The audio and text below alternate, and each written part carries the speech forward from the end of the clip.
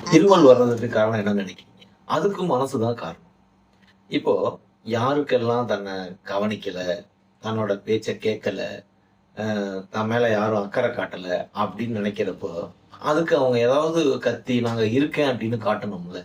அதுக்காகத்தான் இந்த இருமல் வருது. ஆள் மனசு என்ன செய்யுது? இவங்க நம்மள கவனிக்கல, இவங்கள நம்ம திரும்பி பார்க்க என்ன செய்யணும் அப்படின்னா, நம்ம அது ஒரு சிக்னல் குடுக்கணும் அப்படிங்கிறதுக்காக அது இருமலா கன்வெர்ட் பண்ணி உங்களுக்கு அது சொல்லுது. அப்போ இப்போ நீங்க குழந்தைங்கலாம் பார்த்தீங்கன்னா, அப்பா, அம்மா 2 பேரும் வேலைக்கு போயிருவாங்க. இப்ப இந்த குழந்தைங்க நைட்டு தான் அப்பா, அம்மாவ பார்க்கும். அப்படியே வந்திருந்தாலும் அப்பா வந்து ஃபோன நோண்டிட்டு இருப்பாரு. அம்மா வந்து சமையல் அறையில சாப்பாடு சமைச்சுட்டு இருப்பாங்க. இந்த குழந்தைய கவனிக்கவே மாட்டாங்க. அப்போ இவங்களுடைய அப்பா, அம்மாவுடைய கவனத்த ஈர்க்க என்ன செய்யணும் அப்படின்னா, அந்த குழந்தையுடைய ஆழ் மனசு சொல்லுது, அத கத்தி சொல்லுது. இருமலா.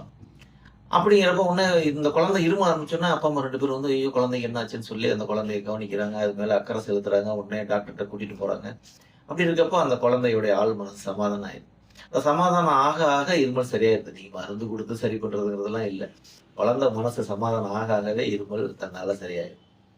அப்போ அக்கறை காட்ட வேண்டியது, அன்பு காட்ட வேண்டியது குழந்தைங்களுக்கு அவசியம். ஆனா பெரியவங்களுக்கும் இருமல் வர்றதுக்கு என்ன காரணம்னா, பெரியவங்களுக்கும் இதேதான். தன்னை யாரும் கவனிக்கல, தன் மேல யாரும் அக்கறையா இல்ல, அன்பா இல்ல. அப்படிங்கிறப்போ அந்த இருமல் வந்து சத்தம் போட்டு சொல்லுது, என் மேல அன்பு காட்டுங்க அப்படின்னு.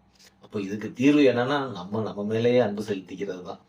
அப்போ குழந்தைங்களுக்கு நம்ம அன்பு காட்ட வேண்டியதுதான். இப்படிலாம் இருந்தா இருமல நம்ம முழுமையா குணப்படுத்திடலாம்.